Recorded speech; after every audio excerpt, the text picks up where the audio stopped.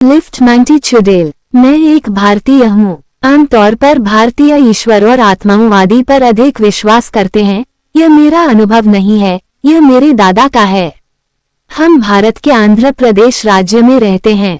मेरे दादाजी दूसरे गांव में काम करते थे। वह साइकिल पर आते जाते थे। कभी कभी घर आने में देर सवेर हो जाता था। एक दिन मेरे दादाजी देर रात को साइकिल से घर आ रहे थे। हमारा गांव दूसरे गांव से कुछ दूर है, इसलिए रास्ता अंधेरे से भरे पेड़ों से भरा है। ये डरावना था, लेकिन मेरे दादाजी के लिए ये सामान्य बात थी, क्योंकि वह उस रास्ते से कई बार देर रात गए थे। जाते समय उन्होंने सफेद साड़ी में एक महिला को लिफ्ट मांगते देखा, लेकिन मेरे दादा नहीं रुके। जब वो कुछ दूर गए तो उन्होंने उसे फिर से देखा, लेकिन इस बार उसने मेरे दादाजी को कांटों में धकेल दिया। मेरे दादा उठे और पूरे खून और चोटों के साथ घर चले गए। मेरी दादी ने मेरे दादा से पूछा कि क्या हुआ। उन्होंने उन्हें सब कुछ समझाया।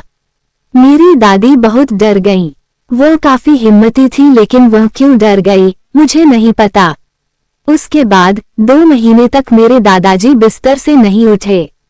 तो मेरी दादी ने किसी को बुलाया जो पूजा करते थे। वह आदमी मेरे दादा को कहीं ले गया और उसने कुछ पूजा करवाई। इसके बाद वह सामान्य हो गए।